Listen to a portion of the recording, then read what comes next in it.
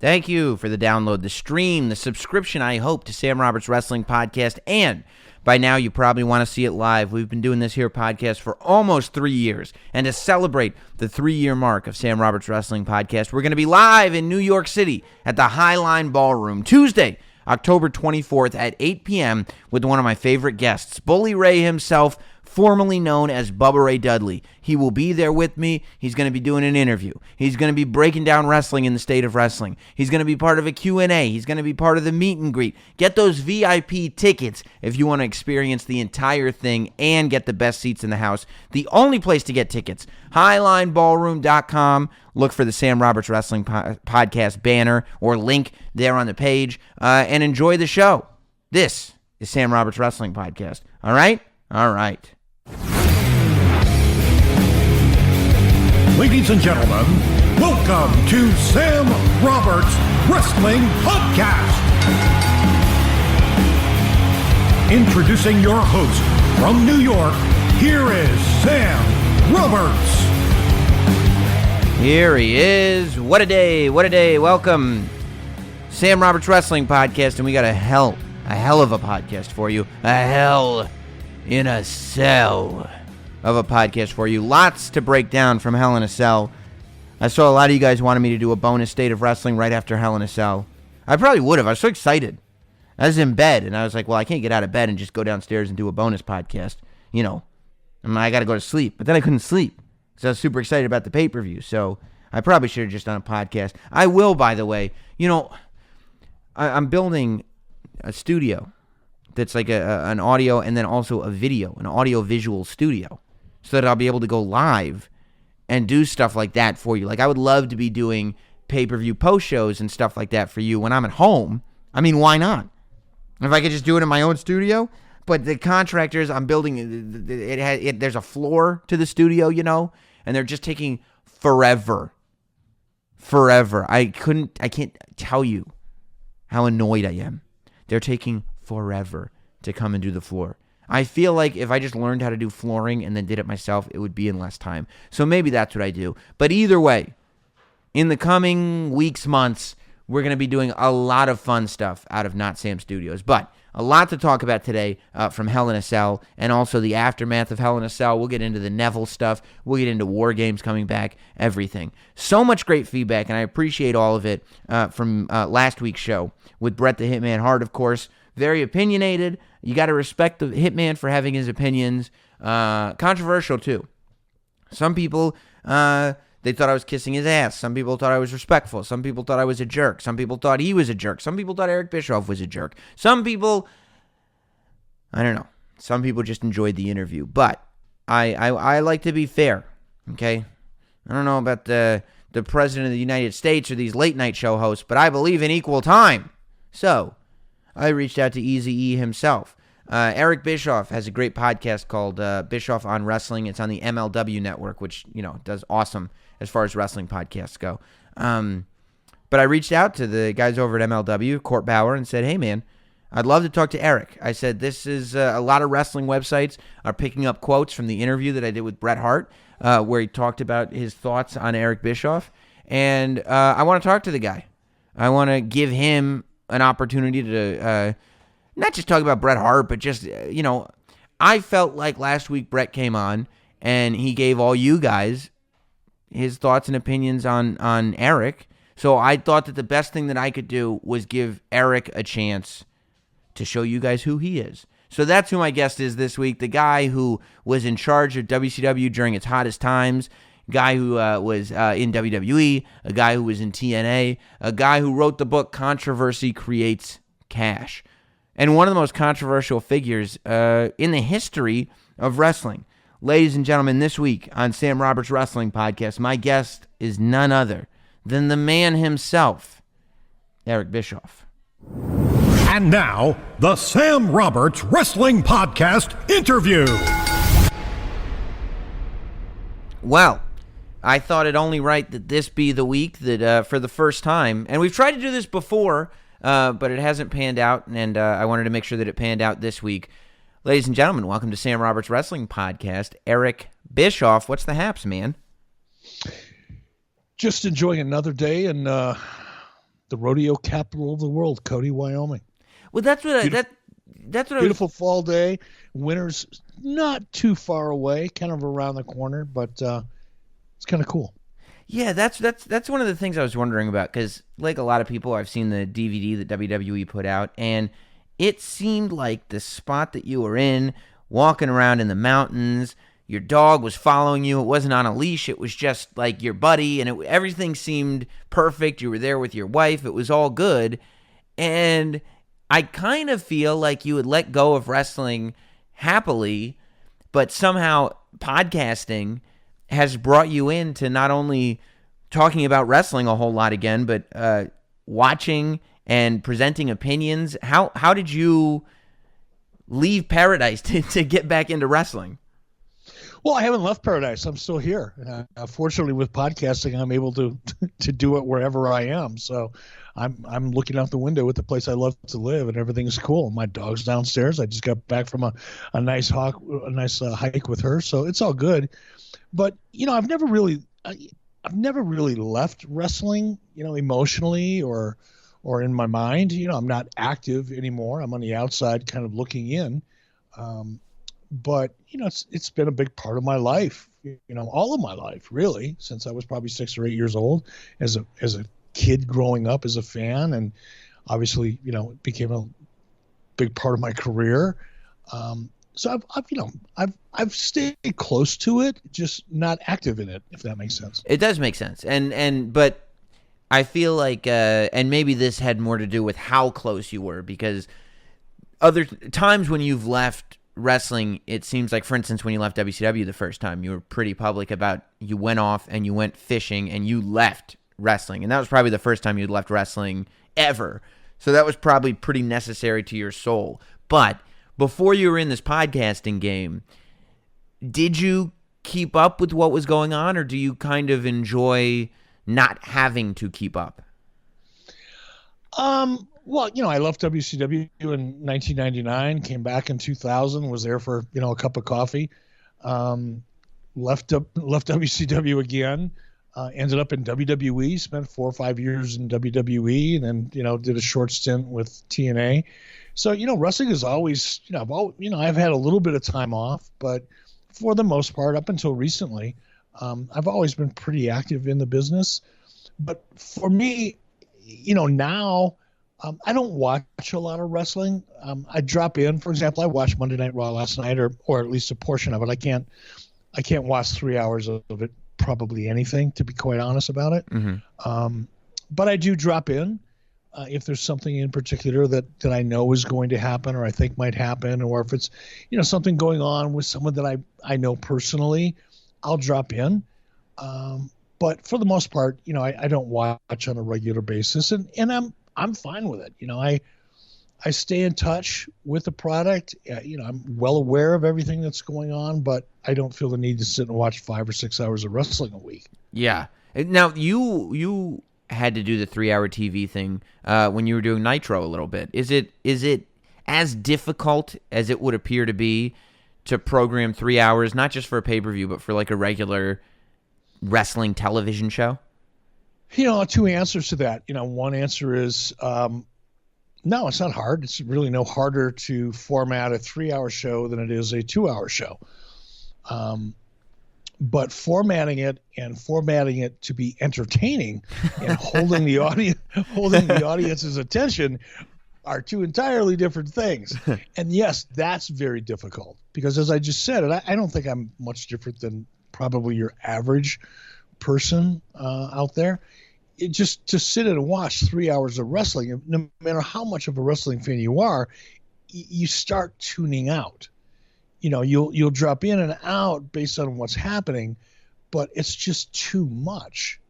Can you imagine watching, Game of Thrones? Can you imagine watching 3 hours of Game of Thrones, every week, 52 weeks a year? Eventually you just get sick of it. No matter how much you love it, eventually you just get tired of it. And that's kind of where I'm at. And yeah, 3 hours of entertaining television that will hold an audience and an audience's attention and deliver a number every week, that's a monumental task. Yeah. Yeah, and I actually think, and I don't know if you've noticed this because you're probably not watching quite as closely as I am, that the reformatting of the show recently, where it seems like instead of going the kind of fairly structured opening of the show, we set something up that's going to be paid off in the closing segment of the show. They've adjusted that, WWE has, so that the payoff generally happens at the end of the second hour, and then at the end of the third hour, you get some kind of variety thing like the Cruiserweights, which, for me, watching it has actually refreshed things because all of a sudden, I guess the Cruiserweights or whoever's in that last segment, I feel like I care about more. But more importantly, it's not quite so structured. It's 2 hours to tell this story that starts in the beginning instead of 3, which is the long haul. And I end up feeling like, okay, I can sit through 2 hours, and then I kind of want to see what's going to happen in the third hour because I feel like the beginning of the show was already paid off. Does that make sense? Excuse me. It makes a lot of sense. And I'm sure after having produced this 3-hour format, I don't know how long it's been now, about 2 years, year and a half, 2 years, since WWE went 3 hours. I'm sure they've got, a ton of research and data that help them arrive to that, new format. And it kind of makes sense. It's like you've got your 2-hour show, which is even that, 2-hour show is a challenge in and of itself. Yeah. But you can structure it and format it in a way that you can hold your audience. And maybe that third hour they now recognize as kind of a bonus hour for your hardcore fans or West Coast fans. I don't know. Yeah. I don't know what the logic is, but I'm sure they've got the data and the research to support it.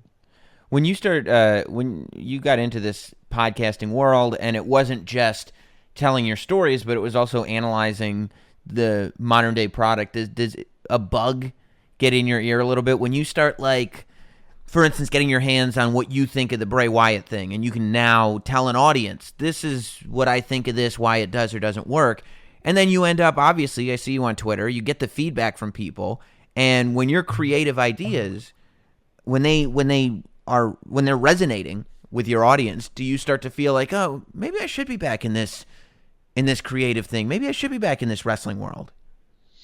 No, it doesn't really happen. And to be honest with you, I'm very hesitant to give my opinion. If you listen to my show with Nick, of course, Nick Hausman, he's at WrestleZone. Yeah. And he's on top of everything. And he's constantly, digging to try to get my take on whatever is current and happening. And I really, I'll give my opinion. I'm an opinionated person by nature. But I hate to be critical because after all these years, one of the things that I've learned, 30 years of being in the business and, 15 or 20 of that being actively involved in the creative side of things, is that it's just a matter of taste. Wrestling is a very subjective kind of product. And there is no one size fits all. And even though I may not like, the Sister Abigail, turn of events, that we're talking about, other people do. Yeah. And I'm reluctant to voice a strong opinion because there's so many people out there that I know will and should disagree with me. So I tend not to try to share my opinions too much. But, there are times, I do feel strong. I'm still passionate about the business. I still believe in my heart that there are some things that I really believe in that I know would still work today. And I would love to see them happen, not for me, obviously, but for the business. And I still believe they would. Do you care at the reaction? Because the thing that you run into, like, for instance, when I'm on Twitter and I'm reacting to something positively about the show, inevitably I know that whatever I like on the show, I'm going to get, people online telling me, wow, you're just a shill. Of course you like it, which is fine. But do you are on the opposite side of the coin, which I think a lot of guys who used to be on TV are on, which is the minute you get critical of anything, you're going to have somebody accusing you of being that bitter, back in my day guy, which I feel like would get annoying. Like that's what would make me not want to kind of be critical of things, is like I'm trying to be insightful and instead, that gets thrown at me. it's been that way my entire career. Yeah. I've been kind of a heat-seeking magnet in so many different ways for such a long period of time that when people are critical of things that I say or do or think or express, it quit bothering me about 25 years ago. Maybe not that long. Probably quit bothering me about 15 years ago. But now I have a pretty thick skin. If I feel like expressing an opinion, as I did, the other day about Josh Barnett. Right. It was, I didn't mean to be critical of him personally, and looking back at my tweet, I can see why he thought it was, but it was an observation. And to your point, about 50% of the responses I got were very supportive of my point of view, and 50% of the responses I got were, who cares what you think? You washed up has-been. He'd kick your ass in a shoot fight. Like, that really matters. Right. And you just kind of take it in stride and you laugh at it. And sometimes I think it's all funny. Sometimes I'll sit down with a beer and read through that stuff and, chuckle and have a good time doing it. So yeah, it doesn't matter. It doesn't matter that much to me, bro. What was it? And I believe it, because a thing does happen that when you're around long enough and you get criticized long enough by enough people, you really do develop that thick skin. What was it like, though, early on? And this is obviously before. This is when the internet was still, dirt sheets and message boards and things like that. But it was more than just the internet. It was people. When you first rise to prominence in WCW, and you do so pretty quickly, and according to a lot of people, out of nowhere, and you're a young guy at the time, were you ready? I'm sure you were ready for the power and the responsibility that came with the job. Were you ready for the spotlight and the fact that, like you say, that now everybody is going to be criticizing everything that you do because they don't think you should have the job, they whatever, because that's what people do? I kind of beg to differ. Looking back on it now, and I've got a much better perspective on things at this stage of my life than I did when I was in the middle of it, obviously. But I don't think I really was ready for the power and the responsibility, quite honestly. I grew into it, or it was a baptism by fire, really. There was a lot I had to learn very, very quickly, in the circumstances that I was in. I wasn't afraid of it. I wasn't intimidated by it. It wasn't a daunting challenge for me. To me, it just seemed like a natural thing. I had an opportunity to fight for an opportunity and to fight to win. And I loved that kind of a situation. And I didn't think about it too much. But looking back at it now, there were so many things that I could have done better, could have done smarter, could have anticipated better than I did, could have seen, certain things developing more clearly than I did while they were happening. But, that's life. I was working for a company, when I went to work for WCW in 1992 or whenever it was a company that was, hemorrhaging money, getting all kinds of bad press. Nobody in the Turner Broadcasting organization wanted the company even in the building, more or less being a part of the, company's portfolio. And the only reason it existed was because of one guy by the name of Ted Turner. Everybody in the entire Turner Broadcasting family wanted to pull the plug on that company. That's when I got hired. And it only got worse, for a couple of years, subsequent to me getting hired, ending up with Bill Watts, doing what he did and creating all the turmoil that he created. So when I took over the company, it had been beaten, battered, destroyed, and hemorrhaged so badly that honestly, I had nowhere else to go but up. And that's the way I looked at it. Yeah. Bill Shaw, when he hired me, and I didn't take over the company immediately. People, think that, or maybe that's part of the urban narrative. People that just don't pay that close attention assume that that's how it happened. I didn't take over the company immediately. I was hired as the executive producer by Bill Shaw. And my responsibilities at that time were narrowly confined to the look and feel of the product. And by that, I mean from a production point of view, not from a creative point of view, not from a talent point of view. I had nothing to do with any of those things. I was strictly involved with the physical production of the show. That I did have a lot of control over. And it was over a period of time that my responsibilities started to grow because, quite frankly, I was having success. I'd get, 2 feet of rope and I'd give them, 4 feet of progress. Right. They'd give me another 6 feet of rope. I'd give them another 10 feet of progress. And over a period of time, my responsibilities began to expand until ultimately, eventually, I ended up running the whole company. But it took a lot of time to get there. And it, quite frankly, I had to prove myself.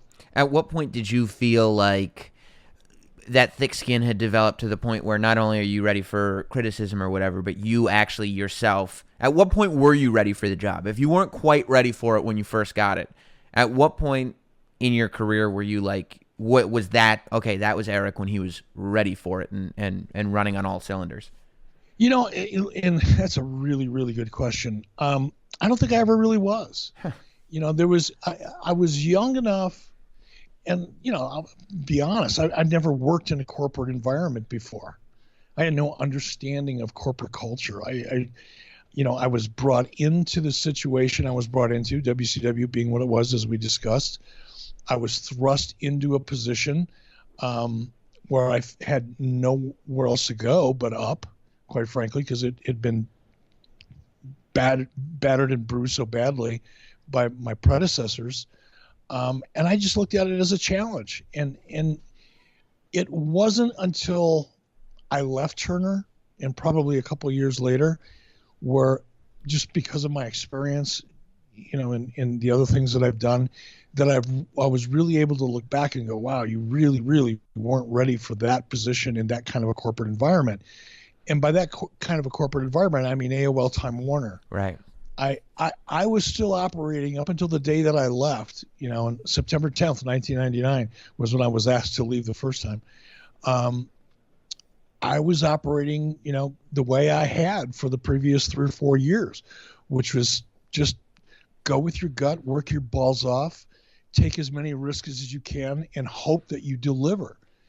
And that had worked for me. And I knew back then, I had Ted Turner in my corner. Ted was the kind of, leader that encouraged you to take risks. He didn't expect you to be, right 100% of the time or successful 100% of the time. He did expect you to work hard, do your research, have a great instinct, and be willing to have the courage to execute based on your vision.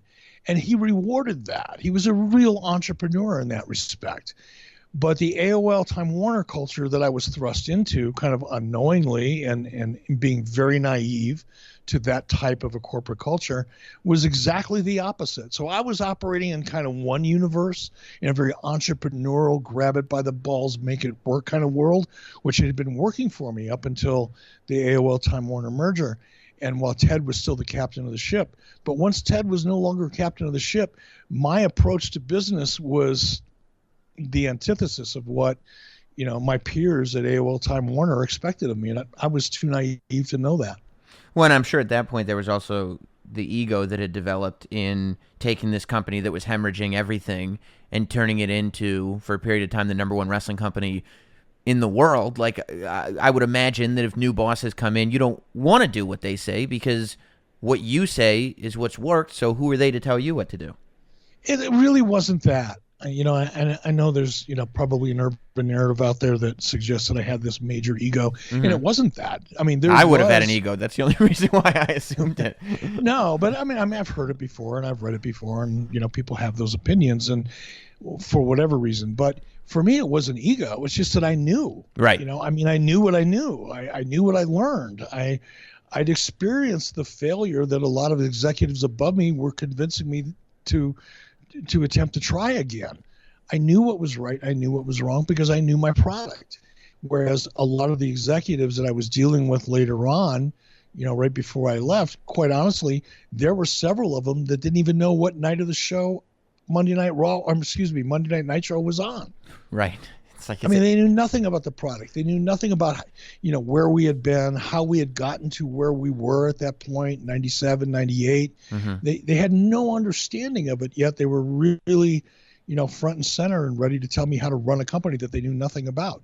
And that was a big conflict for me. Well, that is the story of pro wrestling, isn't it? That, like, No matter what kind of amazing things you can accomplish in a business or a television or an entertainment frame, at the end of the day, to a lot of people, it's still wrestling, and wrestling is wrestling, and it's silly, right? Like that thing, kind of, for whatever reason, for some people, and it changes for a lot of people, but there's always going to be some people that thing has never quite gone away. Even now, I don't think, for a lot of people, that thing that wrestling is still, well, that's wrestling, has never gone away. No, it's really amazing, and I'm still in the entertainment business. I write, produce, create, sell television shows, and I work with a lot of really talented people that have never really been involved in the wrestling business. And it never ceases to amaze me how much admiration, a lot of very high level people in Hollywood have for what wrestling is and its impact on pop culture and entertainment in general. But they have absolutely no understanding of why it works. None. To them, it's just like big guys in tights hitting each other with chairs and yelling, and wow, if you got a lot of pyro, anybody can do that. Right. And there's nothing so far from the truth. And I think in some respects, wrestling in many ways is more difficult in terms of storytelling and character building and entertainment than a lot of other properties are, because wrestlers are not actors. They're not trained actors. They're great performers. Mm-hmm. And some of them are way better at it than others in terms of their microphone skills and their ability to do in-rings and all that kind of stuff. But their story, their dialogue, if you will, is a physical dialogue. You have to create the good guy versus bad guy, context, not with dialogue, but with physical action. And it's really much more difficult and complex than, so many people that are very high up in the entertainment business give it credit for. Yeah, and it never really gets pointed out either that, like, for every time you hear about what a bad actor a wrestler is, we learned this experiment when they started bringing in celebrity guest hosts every week on Raw, and they would let them get in the ring half the time. Like, there are a lot of actors that are terrible wrestlers, and this story that gets told in the ring with believability, which is essential. Like when a guy who's not a wrestler, no matter how great of an actor he is, gets in the ring to tell this physical story like you're talking about, the audience it loses them. They completely lose the audience, because I'm looking at that and I don't believe it, and they're not telling me the story because they don't know how to tell that type of a story. Well, they not only don't know how to tell that type of a story, but they're in a world that they've never been in before. Yeah. An actor on a television, and I've done a couple things on sets, and I've been around it. I'm not an actor, but I've done enough and been around it enough that, producing a scripted series or a movie is so much different than entertaining a live crowd. You get three lines of dialogue, in one take, and then you break, and then, you do it. You do another 2 or 3 lines of dialogue, and you do it from a couple different angles. And I mean, producing a scripted series for traditional actors is nothing like going out and entertaining 20 or 25,000 people in a live format where there is no, you don't get to do it again. There is no take twos. Yeah. Yeah. You get one shot and you do it. And when that really became apparent to me, it's become apparent to me several times throughout my career, but the time I think I remember most vividly was with Randy Savage. And Randy and I went out to LA to do the Jeff Foxworthy show. It was a sitcom. Back in the day, I hate using that phrase, but back in the day, it was a sitcom. It was doing really, really well.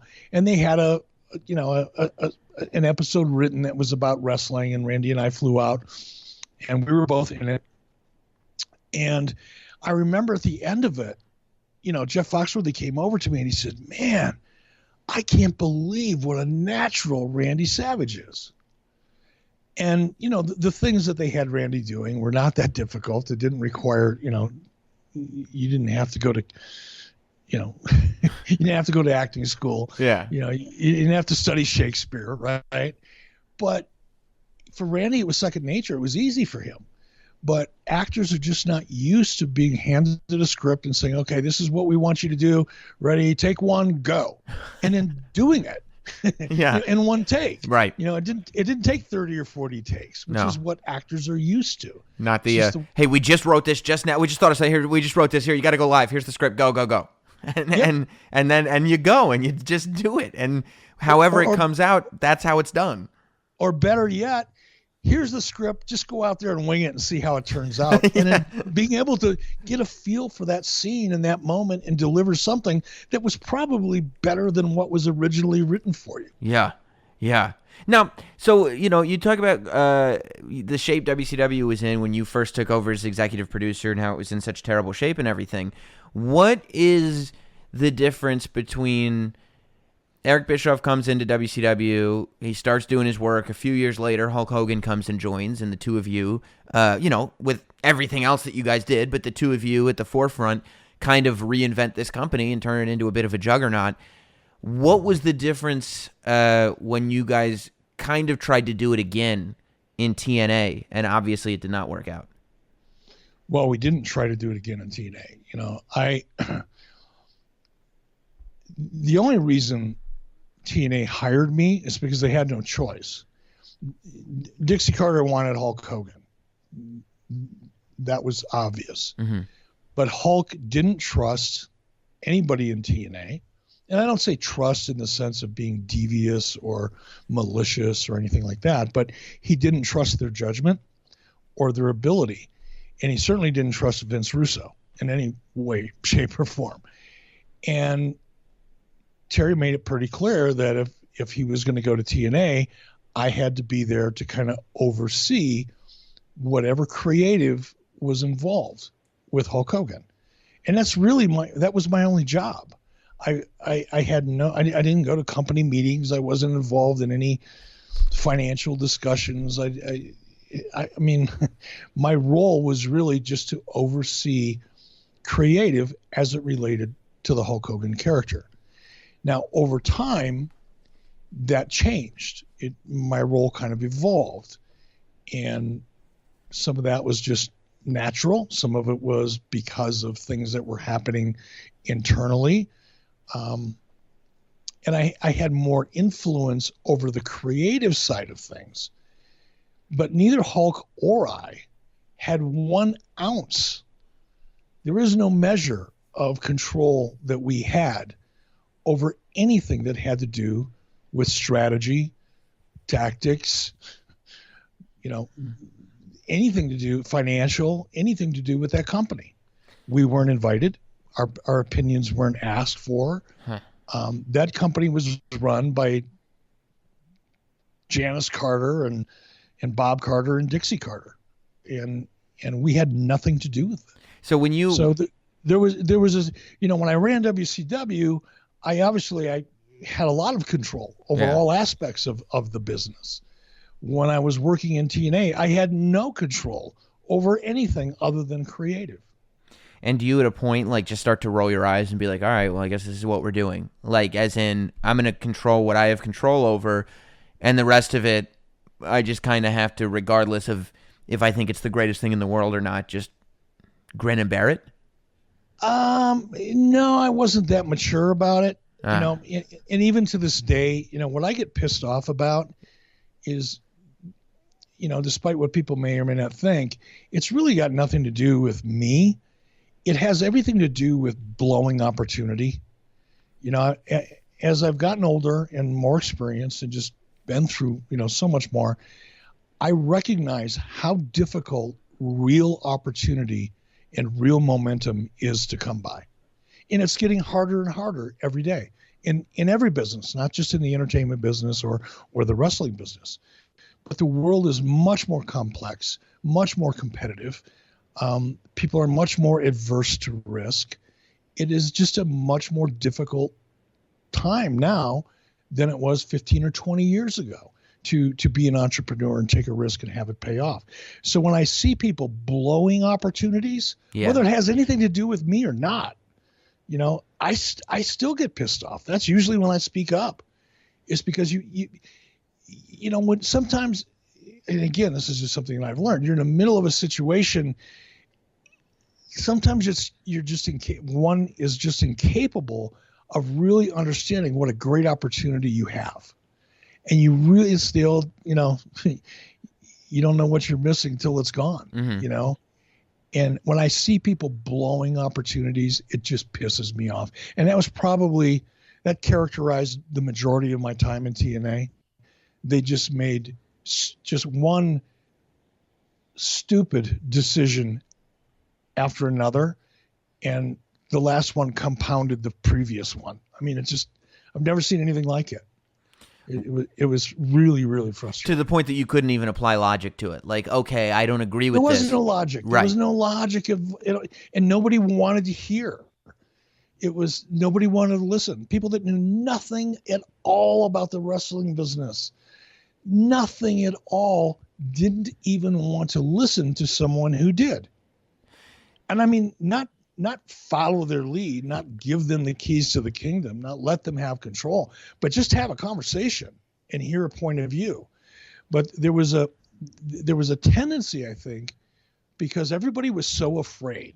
I mean, none of them knew what the hell they were doing. Most of them that are still there don't. And they became very intimidated when they were around people that did. I mean, really intimidated and defensive. And it was just so obvious on so many different levels. And that really kind of characterized the majority of my time there. Because there was people there that I liked. I like Dixie Carter. She's a nice person. I like her husband, Serge. He's a good person. Yeah. They're nice people to go out and have dinner with. But, man, being in business with them was like, ugh. Yeah. It was like a hand grenade tossing contest, with kids. I mean, it was horrible. It's got to be frustrating too to be like, well, the key to successful business is to utilize your players' strengths and to kind of hide their weaknesses and just figure out what the strengths of your players are and put the spotlight on them, and that's on the air and off the air. And so to have people that have strengths and be made insecure by those strengths to the point where not only will you not use them, but you'll refuse them. Like even if they're handed to you, if they're demanded to you, if they're shouted at you, you'll refuse them. It's got to be unbelievably frustrating. Well, it's a better way to kind of contextualize it, for me at least, from my point of view, was they felt very comfortable playing to the lowest common denominator. Mm-hmm. Because that wasn't threatening. The minute they had to play up, it just overwhelmed them. Right, I see. Now, we've all heard the stories by now of like the plan that you had for WCW coming back, that before WWE bought the company, that you had your investors and everything, and you lost the TV, but there was a pay-per-view in the works, and there was a vision in your head and everything, and WWE.com has posted articles about it now, and the story's been told on the DVDs and whatnot. Given the benefit of hindsight, knowing what the culture looked like, whatever it was, 17, 16 years ago, and what it would then go on to look like over the course of the next few years, do you today think that the vision that you had in your head for what WCW 2.0 under you, do you think that would have worked in hindsight, honestly? Good question. It's really hard to give I want to be honest about it. Part of me thinks that it would, because I learned, I did it once before. I made errors along the way, fell short for a couple of different reasons. Some of it was all my responsibility. A lot of it wasn't. Going back to the AOL Time Warner merger, we were set up to fail. AOL Time Warner wanted WCW to fail, and they were successful in that, and I wasn't able to fight it. But there were still a lot of decisions and choices that I made along the way, previous to that I learned from. And part of me thinks we would have been successful. Because again, we learned from some of our mistakes. We adjusted to the new marketplace. We did the research and knew what we had to do in order to be profitable. So I'd like to think that, yeah, because wrestling is still a very viable product, that, we have the horsepower behind us, not just with me, obviously, but, with Brian Bedall and Steve Greenberg at Fusion Media. These are and they still are, very, very, very successful guys in the world of entertainment. Extremely successful guys. Mm-hmm. So between their resources and their experience and knowledge and what I could bring to the table, yeah, a big part of me, a good portion of me, believes that, yes, we could have been, successful. But I'm also smart enough to know that, might not have been. It's hard to say. It's a hypothetical that's just too hard to give an honest answer to. Totally, and especially because you're still on some level married to it. It was your baby for a period of time. And I'm sure you've said this before, and you might have even said it in the DVD and stuff. But who would you have revolved the company around in terms of being your big star, your big one or two stars? I think Bill Goldberg was really the guy that we would have built the company around. Certainly we would have still maintained, some of the higher profile talent like Hulk and others. But I think everybody recognized that Bill Goldberg was going to be, at least at that point for us, for WCW, Bill Goldberg would have been the guy. So I'm sure, I know it's gotten back to you because I've seen you retweet some of the memes that have gone out on your Twitter account. But Bret Hart was obviously on my podcast last week, and he had quite a few colorful things to say about you and his thoughts on you, and you just he's still very unhappy with the way he was treated in WCW. Did you read that, hear his comments? I'm sure you've heard them before. No, I didn't. I didn't listen to your show with Bret. Mm-hmm. I'm generally aware of the kind of things that Bret says because he's been saying them for years. There's nothing new there. I'm sure he didn't break any news. Mm-hmm. He's just a miserable guy. He's the type of guy, and I said it in one of my responses on Twitter. Mm-hmm. Bret's a guy that's got a giant hole in his soul, and he's got to fill it with hate for somebody. When he came to work for me, he hated Vince McMahon. He hated everybody in the McMahon family. He hated Shawn Michaels. He didn't want to work with Hulk Hogan. He hated Ric Flair. He hated Kevin Nash. He hated Scott Hall. He hated everybody, and I had to listen to that. So he didn't want to. He didn't want to do anything major with any of those guys. No, it was a major effort to get him and Rick on the same page, and it was because of Bret, not because of Rick. Mm-hmm. Bret Hart just hated everybody.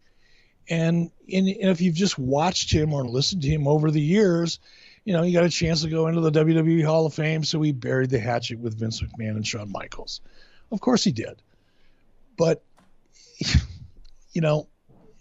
look, Bret showed up in WCW, and, it makes me laugh when he says he doesn't like how he was treated, because we paid him a ton of money. We treated him extremely well. And here was a guy that would show up 45 minutes before television started, before a live TV show. And he'd show up looking like he'd been sleeping in a gutter for 3 days. And he had no energy. He had no real desire to integrate himself, insert himself into the process.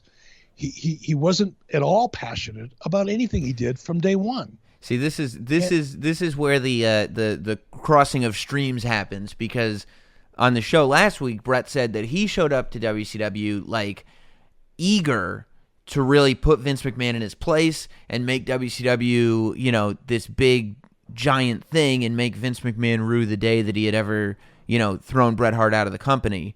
But it's hard to believe that he would be able to have that attitude and also, have this attitude that you're describing of a guy who doesn't want to do anything. I'm sure Bret, like a lot of people at this stage in his life, has to look back at certain times of his life and find ways to feel better about himself. And this is probably one of the ways that Bret does that. But I can assure you from day one, talk to people that worked with him. Nobody has to believe me. I don't expect them to, especially when, Bret Hart's the one that's burying me on your show. But, talk to anybody that worked with him. He hardly ever showed up more than 20 minutes or an hour before showtime. And when he did, it was kind of like, okay, what do you have for me? What should I do? What do you want? And then if he liked it, great. If he didn't, he'd go and mope somewhere. And that was Bret from day one. He was a shell of his former self from WWE. And if Bret was really honest about it, he'd look back and realize that he didn't put the effort into it. When you see guys, when you look back and you look at the careers of guys like Steve Austin or Chris Jericho or, The Rock, although I've never worked with The Rock, so I probably shouldn't talk about him. Bill Goldberg is another good example. These are guys that are so passionate and so engaged in what they do, they almost drive you crazy. No, not almost, do. They'll drive you nuts. Yeah. Because they're that involved and engaged. And then you have the flip side of that. A guy that shows up, collects his check. What do you want me to do? Oh, okay, whatever. Go mope in a corner, go out and do it, and then complain about it. And that was Bret Hart. And like I said, talk to people that worked with him at that time. It's not just my opinion. Anybody that's really honest about it, that isn't a close friend of Bret's and doesn't want to hurt his feelings, will probably say the exact same thing. It's interesting that you bring up Chris Jericho. That's one where, was that one that in hindsight you were sorry to have let go? Or do you think that the way you had WCW structured at the time, regardless of how much potential he had, that was just not the place for Chris Jericho to shine? The answer is really both. Yeah. I tried really hard to keep Chris. So, I think it's important, and I think Chris will tell you this. I offered Chris a lot of money. I did everything I could to keep Chris. Chris was determined to leave WCW because he really only used WCW as a stepping stone to get to the WWE. And once he had the opportunity to get to WWE, there's nothing I could have done. Realistically, I don't think I could have kept Chris Jericho in WCW. Right. Particularly when, you look, because Chris saw, and this is, I of all the people that I admire, especially, contemporaries, people that are out there right now, and I throw Chris into that category, I think Chris is one of the most amazing performers in the history of the business. Wow. And I say that because he's been able to reinvent himself so many different times. And in the process of doing it, seems to improve his character every time he does. And he can play at whatever level he chooses to play at.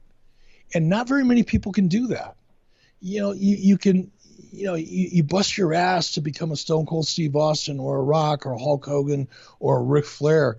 But it's really hard for characters like that, any one of those guys that I just mentioned, to completely rework their character, come back as something completely different, and still achieve that same level or greater level of success. It's an amazing quality.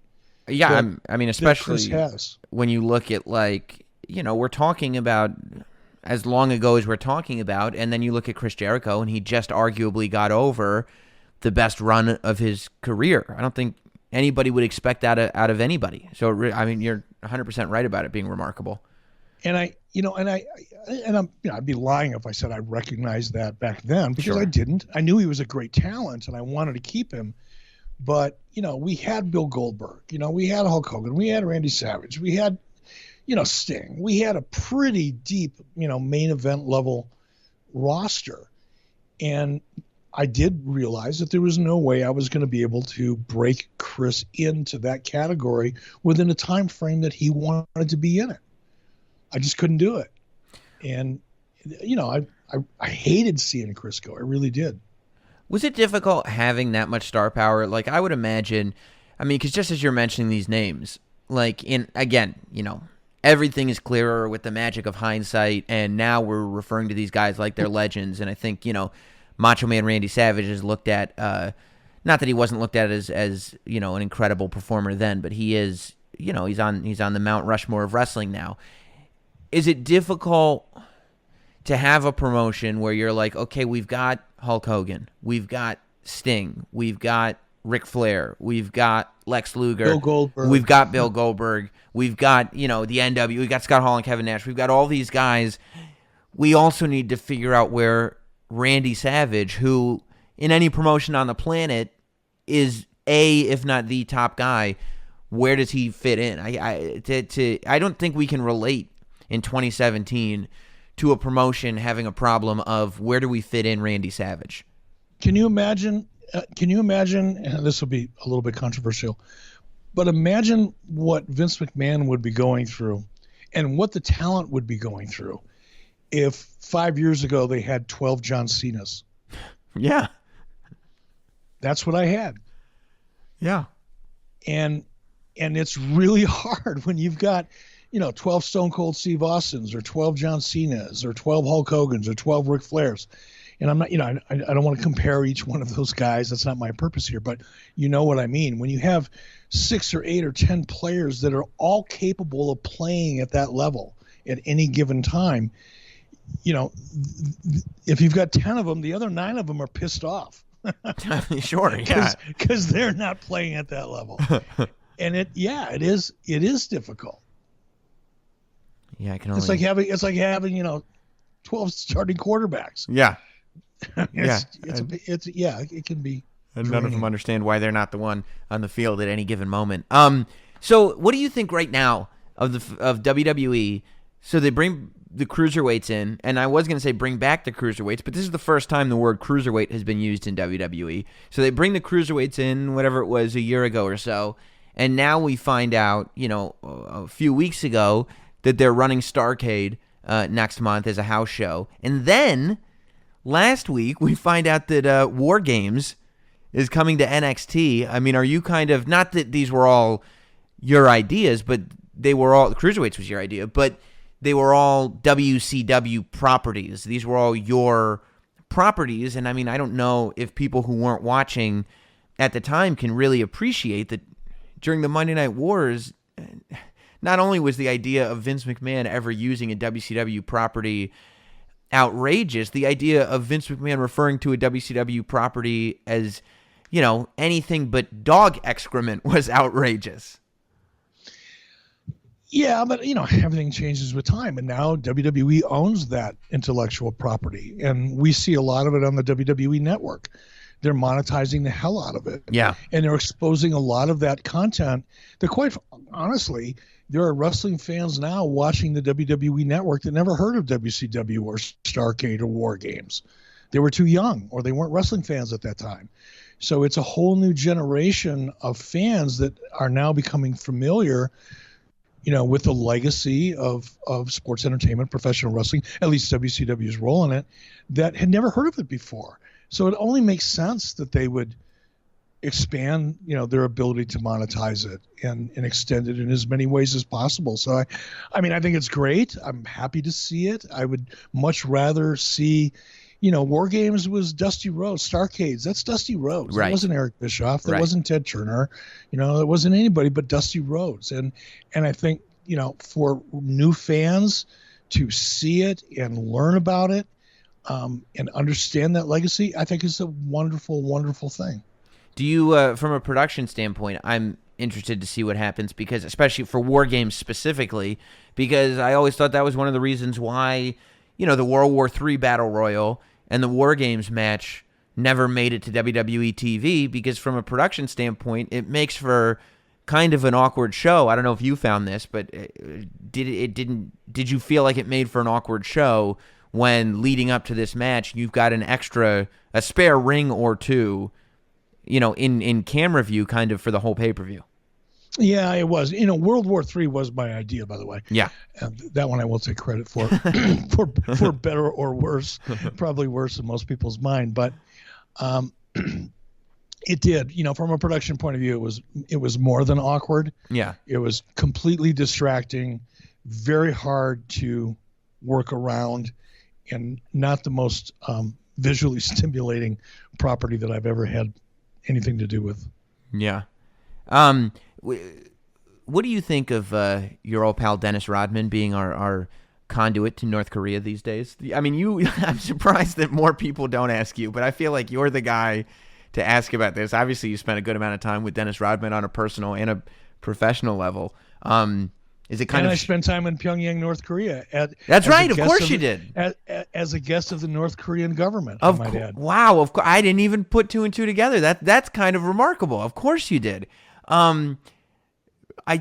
Knowing, North Korea and knowing Dennis Rodman, is that an odd combination to you, or on some level do you get it? No, I kind of get it. I mean, first of all, I love Dennis Rodman, and I think Dennis is one of the most misunderstood celebrities out there. Dennis Rodman is a very, very smart guy. Dennis Rodman has one of the kindest, gentlest, and most generous hearts of anybody that I've known in a long time. He's a very, very good human being, and he's a much deeper thinker than so many people give him credit for, because he's very shy, which is kind of hard to believe when you think about Dennis Rodman and you see, what he manifests out there in public. But when you sit down and talk to Dennis Rodman, once he finally gets comfortable with you, he's a very introspective, thoughtful and smart guy. That being said, I don't think those are any of the reasons why the North Korean government brought him over there, Kim Jong-un or whatever his name is. The North Koreans are bizarre people. And this is, we watch the news every day and we're hearing about North Korea threatening the United States and the United States, threatening North Korea. And I listen to all the talking heads and all the so-called experts, giving their opinions. And what I think is lost on so many people that have never really been there and have never really seen just how brainwashed everybody in North Korea, and I'm talking about adults and children and probably people in the military as well, they live in an alternative reality that is, if I tried to explain it on this podcast, first of all, I'd bore people and they would go to sleep, but it is mind-numbing. Mm-hmm. And one example, and I'll just give you one example, and this is just one of many, but while we were in North Korea, because I was who I was and I was with Muhammad Ali most of the time, the North Korean government took us on tours throughout different parts of the city and the country for that matter. And they would take us to these different monuments, and the cameras were rolling because everything there is for propaganda. They're constantly brainwashing the population there and controlling everything they think, say, and do. And the cameras were rolling, and I remember having our North Korean interpreter, showing us a monument that looked like the Arc de Triomphe in Paris. Mm-hmm. It was an exact replica. It was smaller, but it was an exact replica, actually. Mm-hmm. And they were explaining to us how this monument was built in honor of, the hundreds of thousands of North Koreans that were killed during the carpet bombing by America, during the Korean War.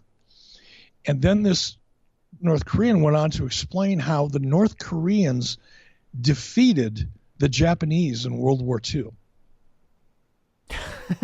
The North Koreans defeated the Japanese in World War II. There was no mention of Nagasaki or Hiroshima. No. There was no mention of the atomic bomb. There was no mention of the United States being involved in World War II.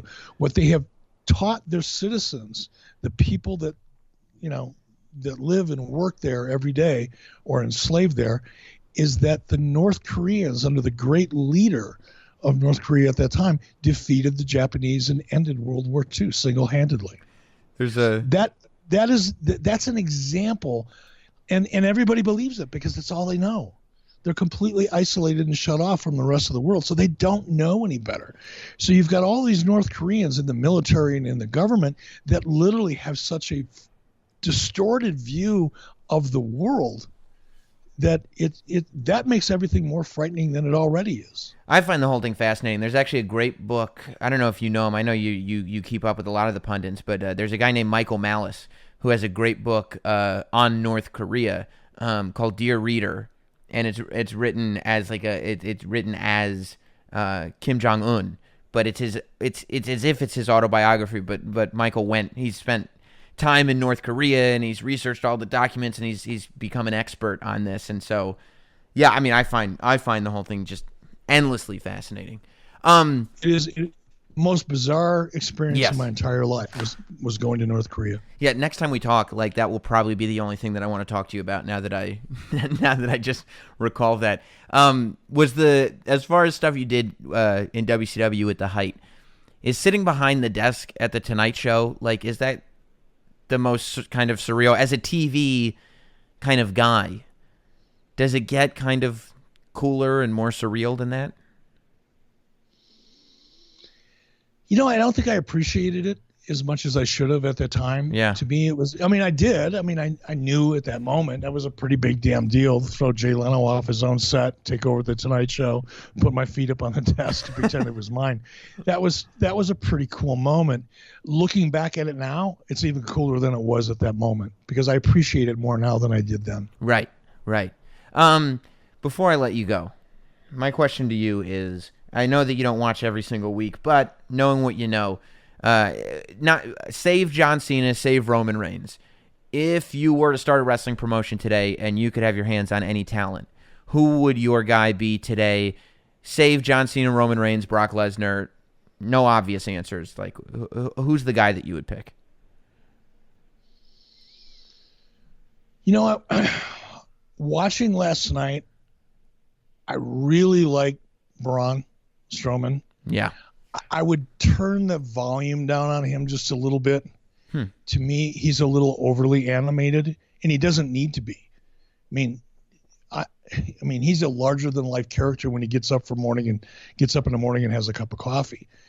And to me, they've got the dial turned up on him just a little too much, but hard to deny that he could be the guy. Yeah, that's a great answer. I really like him, and I get so much. I know it's not heat, but people chuckle when I say this because I don't think they think I'm serious. But I dig Dolph Ziggler. I see, even you don't even know how to take it. Yeah. He's versatile. He's incredibly athletic. He's got a great look, and he reminds me of John Cena in a way. Not John Cena. I'm sorry. Kurt Angle. Huh. Because although he doesn't have that badass kind of killer persona that Kurt had, he is capable of it. I mean, he's an amazing, amateur wrestler, but he can be a badass if he chooses to be, or he can be a comedic character. That was the thing that I always liked about Kurt is, on Monday, he could be the world's most, he could be the deadliest wrestler on the planet. And on Tuesday, he's doing stand-up comedy. Yeah. And he does them both extremely well. And I love that kind of versatility in a character, because if you have that much range, if you have somebody that has the ability to go from one extreme, being a badass and a killer and credible and believable, but then at the drop of a hat can become a comedy stick. If you've got that much range as a talent, there's a lot you can do with that. And when I look at Dolph, and I just know what he's capable of doing, and I just feel like, they're missing the boat. It's just me, I guess. Well, listen, Eric, I really appreciate you jumping on with me and putting your 2 cents in on all this. I could talk to you for hours upon hours about all this, but I'm gonna allow you to get back to your paradise life away from all of this. Where can people find your podcast, and where can people find the podcast network? It's more than a podcast network, but this business model that you've set up to allow other people to jump on board. Yeah, well, the IRW network we're still building that platform. Yeah. It's up and available, but it's in what they call a beta, which means it's work in progress. And anybody that's ever built a platform like this understands that there's a lot of bugs and issues and technical challenges you have to deal with. And sometimes you can only find them once you're kind of up and running. So we're in what we call a beta phase right now. And you can go to the IRWnetwork.com and you can see what's out there. But it's not really an active site that we're promoting too hard. Bischoff on Wrestling, the podcast. We're on every Wednesday, usually Wednesday evenings, about 6:00. And you can find us on iTunes or the MLW Radio Network. And you can find me on Twitter at eBischoff. I love it, man. Thank you so much. And next time you find yourself in New York, let's make a point and do this again. Look forward to it, my man. Awesome. Thanks. Thank you. Here is Sam Roberts. Boom. Eric Bischoff here on the podcast. Talk about an icon. Big thanks to Eric Bischoff and everybody over at MLW, Court Bauer, for helping hook that up. By the way, MLW has a pretty good video network, too. And you can check out the show that they did. They did a one-off, one-shot indie show in Orlando recently, and real quick turned it around so that you can download and stream the video over on their site. It's a pay-per-video, but it's worthwhile. I love watching guys put on indie shows and keep the production value high. It makes wrestling feel like a bigger deal. And that's what MLW did with their show recently. It felt like a big deal, important show. It didn't feel like I was being insulted as a wrestling fan, and it didn't feel like it was just some rinky-dink thing that a carny was putting on. It felt like a lot of care had been put into putting together a show where the production value was high and the wrestling was quality. So check it out if you get a chance. Go over to the MLW Video Network and find the show. It was a really good show with Ricochet and Shane Strickland, and it was great. Check it out. And thanks to Eric Bischoff. People now ask me, who do you think was telling the truth? Was it Eric Bischoff? Was it Bret Hart? Like all stories, I think the truth about the Eric Bischoff-Bret Hart beef is somewhere in the middle. I think that Bret Hart was probably not nearly as easy to work with as he thinks he was in WCW. And I think maybe Eric Bischoff doesn't understand how difficult it was to get anything done in WCW. So I very much appreciate Eric Bischoff doing the show, an icon, and so cool to get to talk to him for the first time. If you want to, I'm actually giving you a chance to talk to an icon. Bully Ray, Bubba Ray Dudley, he's going to be at the live Sam Roberts Wrestling Podcast. That's Tuesday, October 24th. It's only a week and change away. If you're listening to this the day it comes out, it might be less than a week away, depending on when you're listening to this. But Bully Ray, Bubba Ray Dudley will be in the house at the Highline Ballroom. You can go to highlineballroom.com. You can get tickets. Sam Roberts Wrestling Podcast. Get those VIP tickets. He will be there with me for the VIP meet and greet. And at some point during the show, we will have contests. We will have giveaways. And I have two. They're sitting right in front of me. I posted them on Instagram. You can see them for yourself. 2 copies of Second Nature signed by both Ric Flair and Charlotte Flair. And I'm going to be giving those out to 2 of you who show up at the Highline Ballroom on October 24th. So get those tickets now, will you? And while you're at it, you might as well get a T-shirt. Wear it to the Highline Ballroom. Really impress me. Maybe I'll see one of you guys wearing a Sam Roberts T-shirt, a Not Sam T-shirt, a Sam Roberts Wrestling Podcast T-shirt, and I'll be so impressed by it that I'll have to give you one of these signed books. You go to notsam.com/merch, notsam.com/merch, and you're going to be able to find it all right there. Now, no reason to waste any more time. We've got a lot to dig into in the state of wrestling this week. Coming off a Hell in a Cell, boy, do I have a lot of thoughts, as well as everything that went down on Raw and SmackDown. So much. So let's start right now. It's now time for this week's State of Wrestling. You got to start with the SmackDown brand this week, right? I don't know what other choice that you have. We had SmackDown, we had Hell in a Cell. One of the most newsworthy, I guess, pay-per-views of the SmackDown era, SmackDown exclusive pay-per-views of the current draft era. I think so. It was one of the first SmackDown exclusive pay-per-views that left people talking afterwards to this extent. Like to the point where people were trying to get a State of Wrestling going specifically for Hell in a Cell. And honestly, the pay-per-view deserved it.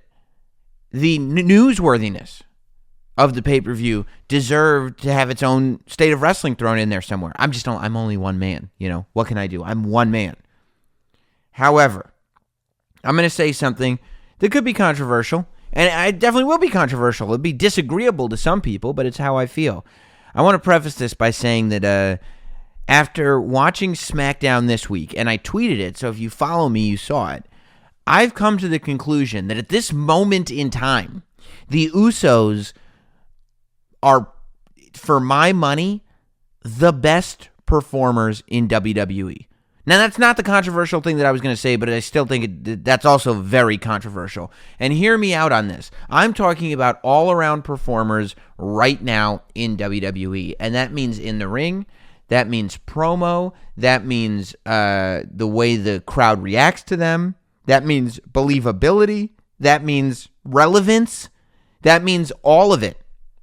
And the Usos have it all. And I really can't believe, I feel at this moment like the Usos could do anything. I buy into this idea that they beat the New Day. And I don't mean that they just won a match against the New Day. I mean that the New Day for a long time was holding the trophy of not only the best tag team in the WWE, but arguably the most entertaining force, the most entertaining entity in WWE. And for my money, the Usos have taken that title. I think that they're my favorite things to watch in WWE now. I think they're the best things in WWE at the moment. And a lot of that has to do with how relevant they feel. A lot of they just feel like they're of the time. They feel like they're portraying themselves, meaning I don't think that I have to stretch to believe what I'm seeing with the Usos. I'm presented something by these two, and immediately I buy into the characters without thinking about, what is this character? Who is this character? I can kind of see the man behind this character. I'd love to know his intentions. It's not anybody portraying anything. It's Jimmy and Jay Uso. That's what I see when I watch SmackDown. And when I see them in matches, that's what I see from them. And that's important. And you can't say that about a ton of people, even on the current day roster. That's not a given in wrestling. That's an elite crop in wrestling. And the Usos are there on top of that, consistently having great matches to the point, and the New Day get credit for this too, don't get me wrong, but to the point where I was not fatigued when they announced that the Usos and the New Day were going to Hell in a Cell together. I wasn't even fatigued when the tag team title changed again. And that's a lot, because I don't like rapid title changes. I like when titles stay on people. I don't like the rapid changes. And I don't like seeing the same matches over and over and over again. But that said, I could have continued to watch the Usos and the New Day. As I was watching the number one contender match go down on SmackDown, I was thinking to myself how cool any of these matches would be with the Usos. I feel like the Usos have been elevated to a point where they're where the New Day was, where there's the tag team division, but then there's the New Day. When you watch SmackDown now, there's the tag team division, but then there's the Usos. And the New Day will always have now that royalty. The New Day will always have that claim to fame. But the New Day, I think we'll see a transition in what they're doing. I don't think the New Day feels stale at all. I think they could keep doing what they're doing for another couple of years, and everybody would be fine with it. But I think that because the New Day are who the New Day are, they're constantly adapting and evolving and changing and getting to the next level. And so I think the New Day will. I wouldn't be surprised if we started seeing singles runs from New Day members. I don't think they'll split up. I think that would be a mistake if they split up. But I think that they will remain the New Day. But I think soon you will see a singles championship existing in the New Day. That said, the Usos should stay together and just dominate the tag team field. I wouldn't be surprised if after WrestleMania you see the Usos on Raw and coming over there, because they are to SmackDown tag teams what Charlotte was to the Raw women's division, in that there was no question on Raw as to who the dominant woman was. It was Charlotte.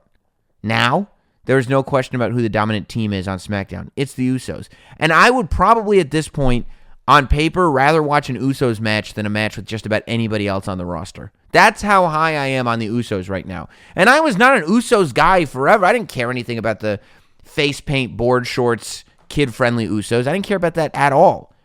But this current version of the Usos that they've been, the Uso Penitentiary, perfect. And their promo on SmackDown was great to the point where, like, it takes a lot. The New Day growing as much as they did, they grew to the point where other members of the roster didn't even belong in the ring with them. You know what I mean? Like Gallows and Anderson didn't hang with them on a verbal level. They went toe-to-toe with The Rock, and it worked. It didn't feel like The Rock was there talking to kids. It felt like The Rock was there talking to peers and people who could give him competition for that title of best person on the microphone. Now, I think the Usos could do the same thing with The Rock because they did it with the New Day on SmackDown. They sat there with the New Day in the ring and they commanded the attention for themselves. The New Day was piping in as the Usos were insulting all the teams that were coming out. But they didn't take the thunder. And I've never seen the New Day not take the thunder. Not as a negative, just because the New Day draw your attention that much. But the Usos did it. The Usos got it done. It was the Usos show. To the point where the New Day were like, maybe we're just not that needed here right now. And I think that's where the tag team division is going on SmackDown. That the New Day, there's no reason for the New Day to be anywhere except the top of a tag team division. And right now, there's no reason for the Usos to be anywhere except the top of a tag team division. Those paths will cross again. But I took the segment on SmackDown this week of the New Day and the Usos showing mutual respect, doing the handshake. I took that to mean that story is over.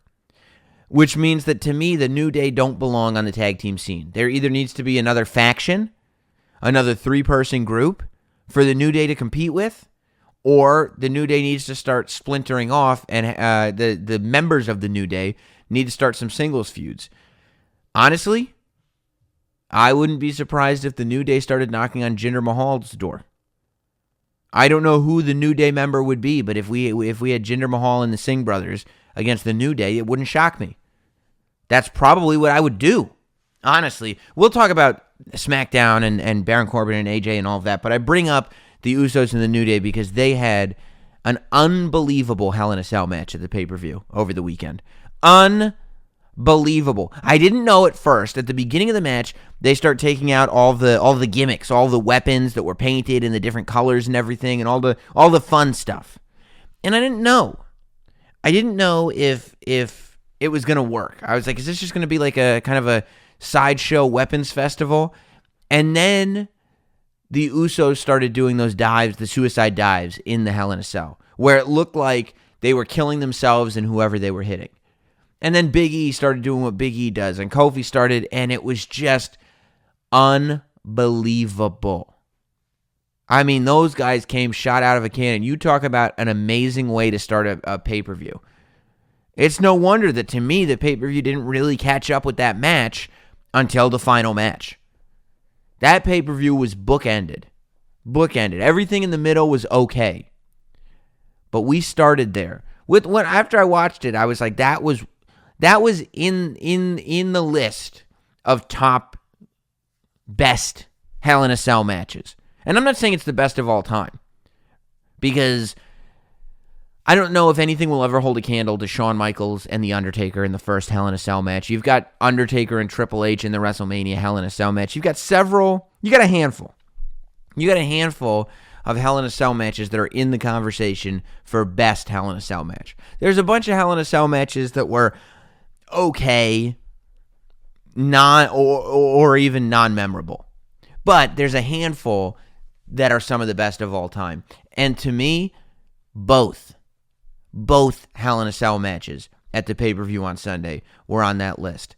I was sure that when I predicted that the New Day and the Usos would steal the show, like a lot of you guys predicted, that I would be proven right when I watched that first match on Sunday night. I mean, man, oh man. Man alive. And you know what they did that was great?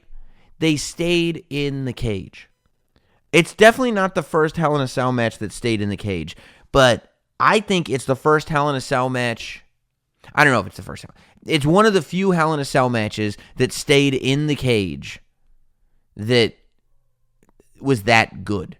They utilized being in that cage. And I'm not even talking about the weapons being used. I'm talking about utilizing the environment, telling the story of being in that penitentiary. And that's really remarkable because, in my opinion, it was never really established why the Usos and the New Day were fighting in a cell. Like, that wasn't really established to me. But the story that was told in the ring, the story that was told as the match went on, was a story about being stuck in that Hell in a Cell. And it was a story about why that match is talked about the way it's talked about, why it's talked about in terms of shortening careers, and how badly all four men wanted the championships. I thought it was really cool that Kofi Kingston was locked outside the Hell in a Cell. As, you know, by rules go, he should have been. But he was locked outside of the cell, and he was just there for moral support. You know, he didn't end up breaking the lock or getting in or doing any kind of tricks. It was just, as advertised, a straight-up Hell in a Cell match where the best team walked out with the championships. And I thought that was great. I loved the spot where one of the Uso brothers gets pinned into the corner of the cell with the kendo sticks. I saw that one of them ended up falling right away, and, you know, that happens. But I thought that was pretty genius. I thought that was one of those innovative things it's just cool to see.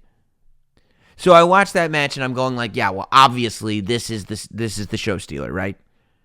And I have to tell you, after watching the pay-per-view start to finish live, after reflecting on it to myself, and I waited until the next day before I really decided to myself the answer to this question. But I said, self, tell me now. Tell me now. What was the best Hell in a Cell match of the two?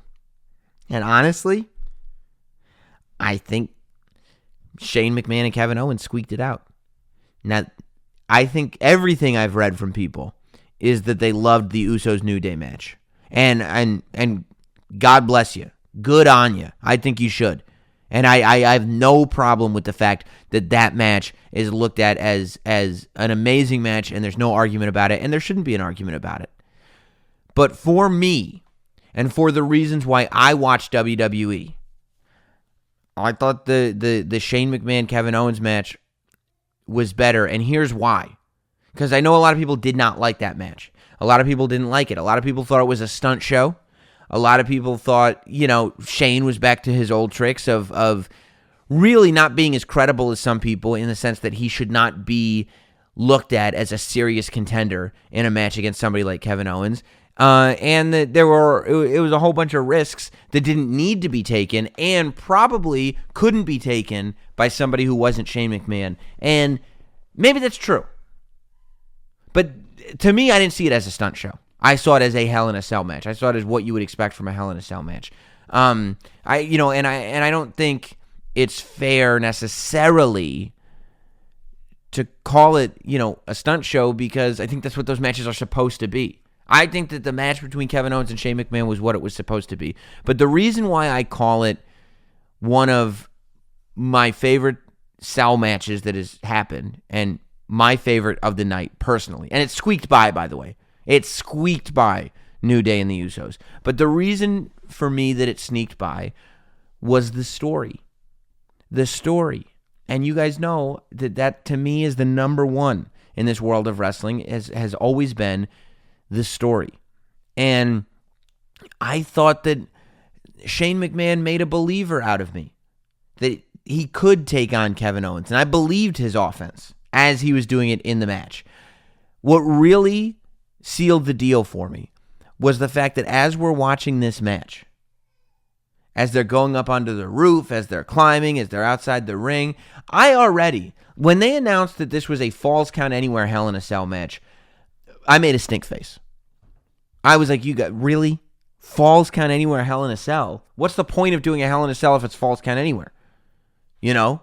Why even... I don't even know why you locked the cell if it's Falls Count Anywhere, but regardless, they had to use the wire cutters to cut him and the whole deal. It ended up perfect. It ended up that you needed that stipulation, and I think we all knew, right? We all knew that the reason that it was Falls Count Anywhere was so once somebody fell off the cage, they could pin them without having to drag them back in the cage, and I understand that. That's fine. You could have not done a Falls Count Anywhere match and just had Shane lose via knockout. You could have done a KO for KO. KO's Shane McMahon. I would have just had the referee call the match and say, no, Shane's out. Shane's done. He can't compete anymore, and that's how Kevin Owens wins the match. I would have done that instead of adding in the Falls Count Anywhere stip, because Falls Count Anywhere kind of tips your hand, or tips your hat, shows your hand, to what you're going to do in this match. And as much as we all knew it, you don't want it spelled out, right? But regardless, so they do this, and even though it was spelled out, even though we knew to some degree how it was going to end, Shane and Kevin Owens, on top of that cell, it was so scary watching that. I was watching with bated breath. I really was. I didn't know what was going to happen in that match. And to have a Hell in a Cell match with Shane McMahon, where you know what's going to happen, to not know what's going to happen is amazing. It's so difficult to do. That's the one thing that I didn't expect from this match, to be in a scenario where I didn't know what was going to happen. And that's the exact scenario I was in. I mean, so great. So great. When they're up on top of that cage and they're trying to avoid moves, they weren't avoiding moves like in a wrestling match, like trying to pull reversals and leapfrogs and crawling under and doing all that stuff. They weren't doing that. Instead, they were displaying themselves as not wanting to take these moves on top of the cage. I'm not doing that. No way. You're not doing that to me. No, not going to happen. That's how it felt watching them. It felt like at any moment they could fall off the top of the cage. They could fall through the cage. They didn't want to be there. They didn't like all this stuff. It felt like real life. It felt like how somebody would legit act if they were on top of that.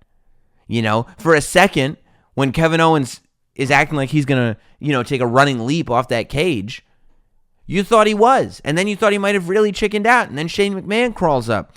For you to not know what's going on, for you to not know what's going to happen in that match, then to turn around and have the build be what it was. So I don't know what's going to happen, and now it's just heightening and heightening and heightening, and I'm excited, and oh my God, what could possibly happen? And then at the end of the match to feel paid off, that's something. That's spectacular. I honestly thought as I'm watching, when they start climbing down and Shane kind of knocks Kevin Owens off the cage through the table, halfway up the cage, I was like, okay, so that was the big spot. They didn't want to repeat the Undertaker thing. Okay, no problem. I thought that was it. When Shane then drags him to the other table, climbs back up to the top, I was like, you got me. I can't believe this. I can't believe this. And then the Sami Zayn turn, after all that, to have Sami Zayn and Kevin Owens on the same team, oh my God. And I know that there are those that say they saw it coming, but just because it was hinted at does not mean you truly saw it coming. I didn't really see a lot of people thinking that Sami Zayn was legit going to turn on Kevin Owens. I think that a lot of people saw the promo on SmackDown before Hell in a Cell and thought the Sami Zayn Shane McMahon thing was just a weird thing. That it was just a weird thing, not that it was actual seeds being planted, but that's exactly what it was. Which, when you realize there's really detail being put into this stuff, it makes you feel good. It makes you feel like people really, really care. And that's what you want out of this, right? You want to feel like, oh, this is legit. This is happening. And it did, man. I think that the Sami Zayn, Kevin Owens story is so important because for the first time in my memory, and if I'm wrong, you can tweet me, but for the first time in my memory, you talk about story arcs. You talk about storylines in the world of wrestling. The last interview that Shawn Michaels did on the podcast, we talked at length about him returning to WWE. And one of the reasons he said he wasn't returning was because of the end of the story that the Shawn Michaels Heartbreak Kid character had in WWE.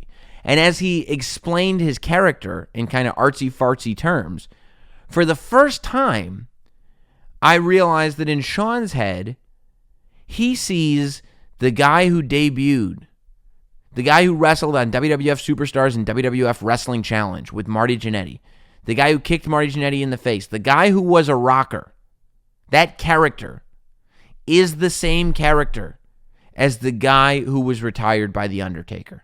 That character spans from teaming with Marty Jannetty and the Rockers all the way across. It's all one guy, right? It's all one character. And as much as, a ton of stuff happens throughout, the story arc is that. The story arc is the story of that guy, which is so cool to think about. And it made me think differently about these stories that these wrestlers tell, that these superstars tell. Because Kane, for instance, the story of Kane starts with the character Kane. It does not involve fake Diesel. It does not involve Isaac Yankem. It starts with it starts with Kane, right? Story of Brock Lesnar, though, starts with the debut of Brock Lesnar, but he was Brock Lesnar. For the first time that I can think of, Sami Zayn and Kevin Owens, the story that we saw unfolding at Hell in a Cell and being explained on SmackDown, that is a piece of a story that started way before either one of those guys was in WWE. We see stories get played out on the indies. And once the contract is signed for WWE, that's the end of the story. That's the end of Punk versus Joe. That's the end of Bryan Danielson. That's all of these guys. That's the end. That's the end of Jericho. El Generico gets signed to WWE. That's the end of him. Kevin Steen follows him up there, but still, like that, and he's going to go and become something else. For the first time, the Kevin Owens, Sami Zayn story actually does start when they first started. The story that we saw between El Generico and Kevin Owens play itself out in Ring of Honor and in Pro Wrestling Guerrilla. That story that ended with those wars in Ring of Honor, that ended with that match at Final Battle for Ring of Honor between Sami Zayn and El Generico. That story continued on to when Kevin Owens showed up in NXT and on his first night spoiled Sami Zayn's NXT championship win. That story that started in the Indies, that moved to Ring of Honor, continued into NXT. Kevin Owens powerbombing Sami Zayn was Kevin Steen giving El Generico a receipt. And that story went throughout NXT. And Sami Zayn gets injured. And Kevin Owens ends up becoming a bigger star than I think anybody realized that he would, except for a lot of us fans. And Kevin Owens goes to the main roster. And Sami Zayn is there to follow. And that rivalry continues. That rivalry doesn't stop. The rivalry that started in the Indies, that went to Ring of Honor, that went to NXT, that now goes to the main roster, is still going on the main roster. They both get drafted to SmackDown because it was going on Raw. They both get drafted to SmackDown. And with Kevin Owens being saved by Sami Zayn because Sami considers him his brother, when we go back and when we look at that story and the way it's told, we look at Ring of Honor and we look at Pro Wrestling Guerrilla and we look at these two kids traveling the world. This story started before WWE, and WWE is continuing it for us. This narrative that we watched on the indies as Smart Mark fans, the stories that I watch played out in a Ring of Honor ring at the Hammerstein Ballroom is continuing. That is the same story. The story is continuing, and it doesn't happen. Those stories that start outside of WWE, they don't continue into WWE. Even when, like, the NWO, when the WWE was injected with a lethal dose of poison, and the NWO shows up in WWE, that was not a continuation of the WCW storyline. That was a WCW property showing up in WWE. That was not a continuation of the storyline. because there was no continuity of the story.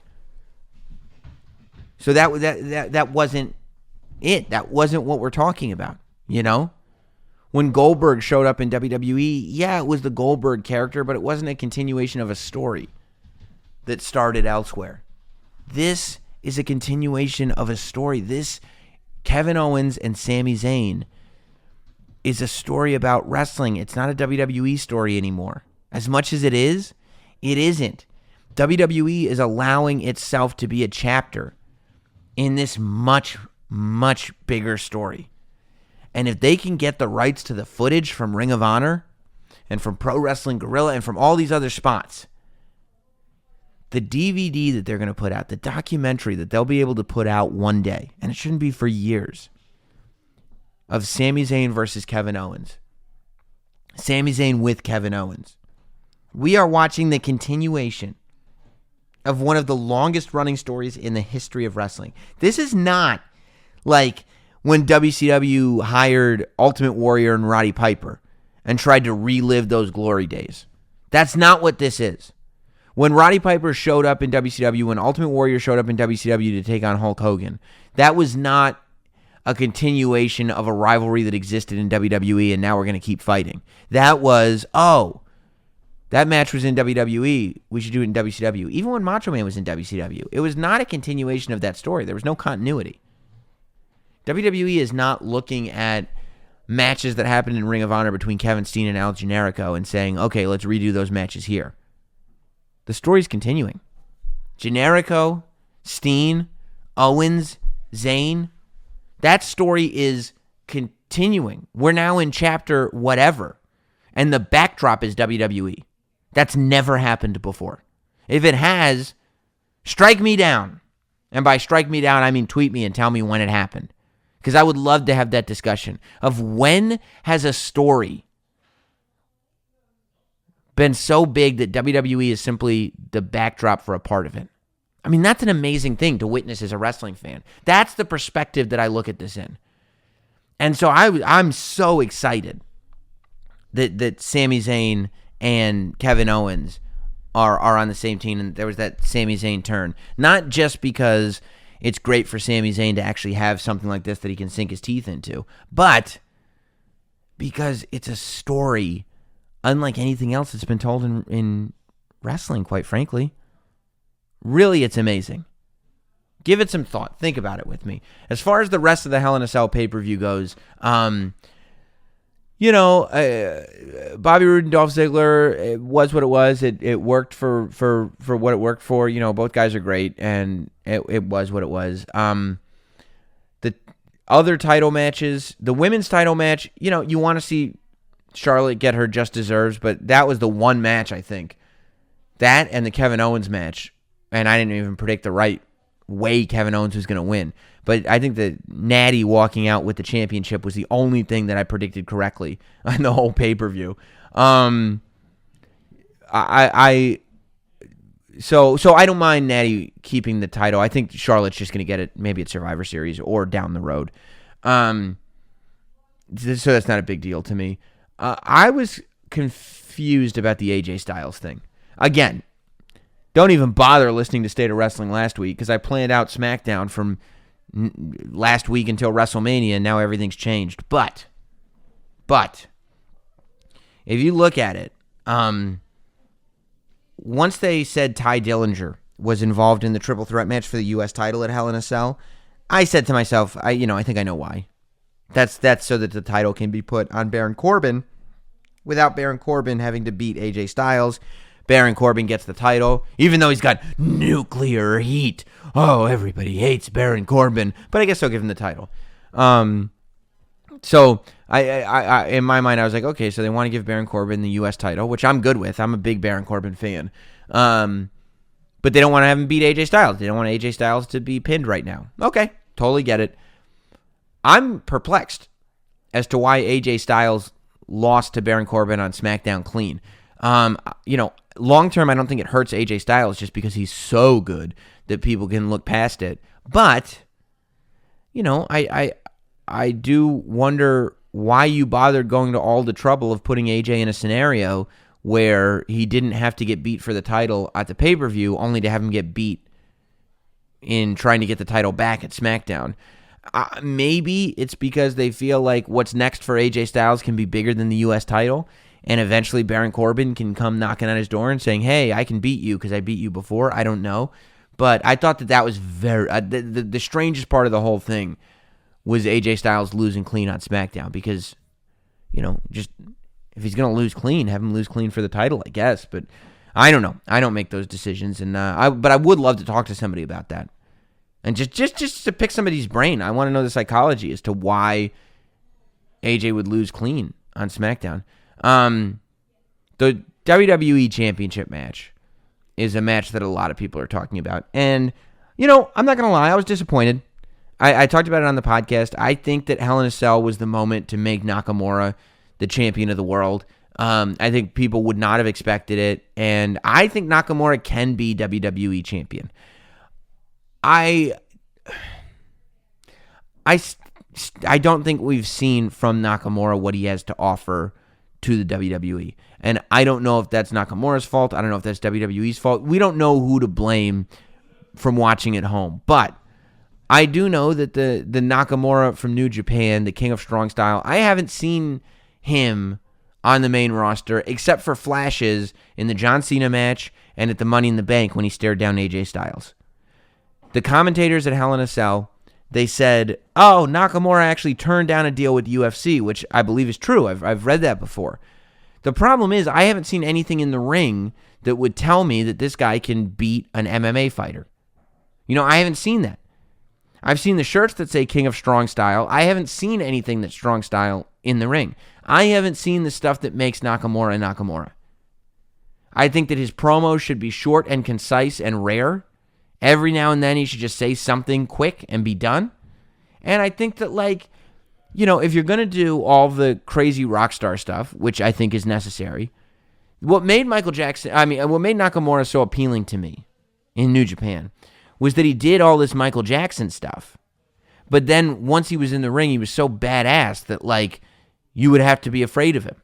He would do all this artsy stuff walking to the ring, but then once he got in the ring, he was a force to be reckoned with. I think that's the Nakamura that we need to see. And we haven't seen that guy who can strike fear into the hearts of men in WWE. And I think we need to. I think for all of our sake, for Nakamura's sake, for the investment in Nakamura, and I just think that he could add a ton to SmackDown. However you get there is how you get there. But I just think... And the Rusev versus Randy Orton match, I felt like it was almost great. I thought that Rusev's counter to the RKO was really cool when he grabbed his arms and put him in the thing. But then when Randy slipped out and gave him the RKO, it's like, oh, okay, I see where this is going. So yeah, you wonder what Randy Orton's future is unless he's just like, we just want a strong good guy on the show, which is okay. But, he's already unsuccessfully attempted to get the WWE Championship, so I'm not entirely sure. At this point, it might be interesting, and it would be tough because you have so many bad guys on the show already. It could be interesting to try to turn Nakamura into a bad guy, to have him turn on Randy Orton. I think it could be interesting. What do you got to lose? Except for the fact that you don't have any good guys on the show anymore because Sami Zayn just turned. But I do think that something needs to be done with Nakamura. Something needs to be done to freshen up what Nakamura has going on. Speaking of cages, how about the fact that War Games is coming back to NXT now, huh? This news dropped right as I was dropping my podcast last week, but War Games, The Match Beyond, is coming to NXT TakeOver. I'm really interested to see it. Instead of doing the traditional 4-on-4, 5-on-5, whatever they did, it's 3-on-3-on-3, which is still, I'm cool with it. You get a bunch of guys in there, and I don't know the rules for sure, if they're going to stick to the traditional rules where the match doesn't really start until all competitors are in the ring, and then it doesn't end until one person from each team would have to submit. I don't know. I don't know if because that's the way they used to do it, that if one person on a team submitted, the whole team lost. So it's more pressure to not tap out. So I hope that they do that again. I mean, if you're going to do it, you might as well stick to the original rules. But I'm very, very excited. I think it's gonna create a lot of buzz for this NXT show. I think it's going to get people excited about the NXT product. I'm interested to see how they shoot the thing, because we talked to Eric Bischoff about it, and just having a big ring not being used there on the floor is going to be something to deal with on the show. So I'm interested to see it, but I'm very, very, very excited at the return of War Games. And the opposite of returns is going away, and we'll talk about Neville. I mean, I don't know what it is about the Cruiserweight division, because I was shocked when Austin Aries left WWE.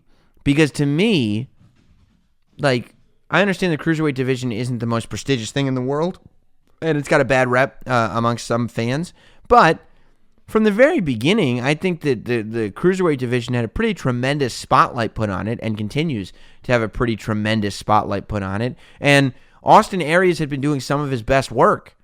He'd finally gotten over after being a commentator and really and doing those interviews. He won me over. Like, he was finally at a place where people really cared.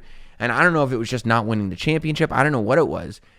But Austin Aries ends up leaving. And then rumor has it that Neville walked off Monday Night Raw on Monday night. That he was supposed to lose in a match against Enzo on Raw, the match that Kalisto ended up winning. And either before they changed it or after they changed it, Neville ended up leaving. Who knows? I don't know if there's too much art mixing with reality, in the sense that Neville legit doesn't want Enzo to be a top guy, because, who knows at this point how much of the nuclear heat is actually real. Who knows? But I do think that you've got a situation like that, like, Neville was committing 100% to his character, and he was doing great. Like, you had to watch him. He was as popular, I think, as he's been on the main roster. And to see him walk away is peculiar, to say the least. He had a really long run with the championship. And you wonder, like, was something different promised to him? Was it working with Enzo? Is the whole thing fake? Is it not real? I don't know. It's certainly interesting that stuff like this has really gotten a lot of interest going in the Cruiserweight division. But I really hope that Neville's not gone.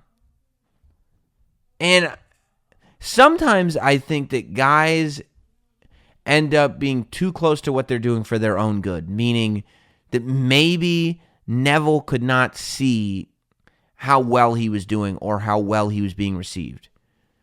I remember, his T-shirt came out a couple weeks ago, and it was very, very basic, and he tweeted about it being lame or something. I'm paraphrasing. So maybe, I don't know. Performers are a weird breed, man, and that's what sports entertainers are at the end of the day. They're performers. So, maybe he's in this scenario where he doesn't realize that he's actually doing quite well. That the Cruiserweights are getting quite a spotlight put on them. And as much as WWE Cruiserweight has a bit of a stigma attached to it, Neville was the shining light in that division. Neville was the breakout star. Enzo being added to the group only adds more attention to the Cruiserweights, and Neville and Enzo are by far, even with Kalisto on the show, Neville and Enzo were still the two biggest stars on the show. So it's odd to me. It's odd. You got guaranteed time on this 205 Live show. You got guaranteed time on Raw. You got promo time. You got match time. Maybe he wants to do more flips. I don't know. But I sometimes, I find myself wanting to help these guys. I find myself wanting to go to these guys and go like, hey, dude, everything's good, man. Everything's good. You're in a good spot. You got all this exposure on you. You're becoming a bigger and bigger star every week. You're still at the good spot. Maybe they wanted him to put on a dress and be Sister Abigail. Who knows? Who knows exactly what's going on? But I was really shocked, and I really hope that Neville is not gone from WWE, because I think he was doing great, and even in the confrontations with Enzo, I think he was fantastic, and I hope that he gets that. I hope that he gets that. He was really. I thought the product that he was putting out was really good, and I'd like to see him continue to do that. I'm really interested to see what kind of product Bray Wyatt puts out with this Sister Abigail thing. Now, I got some flack on Twitter for saying that I was optimistic about Sister Abigail. I don't know that I'm fully optimistic. Like, the odds of this working are less than the odds of it not working. But, I could see a version where this works. And I could see, and Bray Wyatt is the guy to do it. To go full on Norman Bates. Bray Wyatt could do it. It's not impossible. And it's not like Bray Wyatt's doing anything spectacular at the moment anyway. At least it's something new. Honestly, when I saw it, I would really like for Bray Wyatt to end up wrestling Brock Lesnar at Survivor Series. And I get on these Bray Wyatt kicks. You guys know by now. You guys that have been listening to the podcast understand. I get on these Bray Wyatt kicks where I just can't leave well enough alone. I just can't sit there and say, it's not going to happen. Bray Wyatt is not happening. I can't. I go like, well, I look at Sister Abigail and I go, honestly, if it's me in charge, I love Finn Balor. I'm going to, first of all, the Sister Abigail thing seems like it's something weird enough that I would actually pitch. Like, I would be like, what if we just make Bray Wyatt gender fluid and we put him in a dress and eyeshadow and we have him wrestle? It seems very 2017 to me. If it were me, I would commit 100%. I would have Sister Abigail beat Finn Balor. And then being fueled by Sister Abigail, I would have Bray Wyatt shift back into Bray Wyatt mode. And then I would have Bray Wyatt go to Survivor Series to face Brock Lesnar for the championship. It would be a match that Brock Lesnar would obviously win, but it'd be cool to see the build-up because Bray Wyatt would actually be in a good spot for a couple of weeks. It wouldn't hurt Bray Wyatt anyway to lose to Brock Lesnar. He's lost to everybody else. Like, why not have him lose to Brock Lesnar? And for a second, it would just be a fun story. Now, I do think that the Sister Abigail match can only happen with Finn Balor because if he comes to the ring to fight Brock Lesnar dressed as Sister Abigail, he's going to look like a guy who showed up to a Halloween party on November 2nd. You know what I mean? Why does that guy think it's a costume party? It's not good. I think he can do it with Finn Balor because the character's new, because Finn Balor's got the demon, because it's part of this whole, like, man versus demon versus God versus whatever story. But I think if I'm doing it at TLC, I have Bray Wyatt as Sister Abigail beat Finn Balor. Finn Balor goes off, he collects his bearings, he'll be just fine. And then have Bray Wyatt, now with the power of Sister Abigail once again, challenge Brock Lesnar. And Brock Lesnar accepts, and that's your Survivor Series match. Because at Survivor Series, you can easily do a 4-on-4, 5-on-5 Raw versus SmackDown match that could involve, like, The Shield, Braun Strowman, and The Miz. Or The Shield, Braun Strowman, and Finn Balor. Versus, The New Day, AJ Styles, and Shinsuke Nakamura. Like, that would be an amazing SmackDown versus Raw match. So you got that big match. You got Brock Lesnar versus Bray Wyatt now being fueled by Sister Abigail. There's stuff there, to me. And maybe that just makes sense to me, but I think that could be cool. Like, Brock Lesnar, Bray Wyatt commits to this Sister Abigail thing, right? I think we only got one more episode of Raw before TLC. So next week on Raw, Sister Abigail's got to come out and challenge Finn Balor. Sister Abigail versus Finn Balor. Bray Wyatt does the whole thing in a dress and everything, and that's your moment. Like, I'd say, why not? If you're Bray Wyatt, why not? You've had all this other stuff thrown at you. Let's get weird. Let's go crazy. Let's get nuts. Let's wrestle Finn Balor in a dress, you know what I mean? And be like a super badass. Be as violent as you've ever been while wearing a dress, an eyeshadow, and a veil. Why not?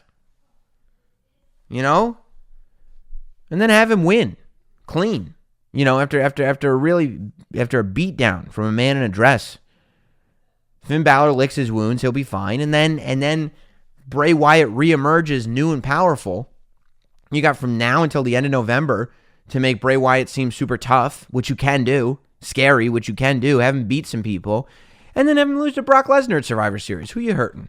Who you hurting? That's what I would do. And I'd have the Bludgeon Brothers get on TV real soon. I don't know about that name. I'm just happy to see Luke Harper and Eric Rowan back on TV. All right, don't forget, y'all, that October 24th, it's the 3-year anniversary show. Sam Roberts Wrestling Podcast featuring one of my favorite guests, Bubba Ray Dudley. Bully Ray is what he's now known as over in Ring of Honor, and he'll be my guest. He'll be there. I'll interview him. He'll break down what's going on in the world of wrestling. He'll be part of the meet and greet if you get VIP tickets. There'll be a Q&A, whole bunch of stuff going on. Plus, I'll have contests there. You'll be able to win signed copies by Ric Flair and Charlotte Flair of the book Second Nature. There'll be other surprises. It's going to be a great show. Tuesday, October 24th at the Highline Ballroom. And we'll see you next week here on Sam Roberts Wrestling Podcast. Thanks for listening.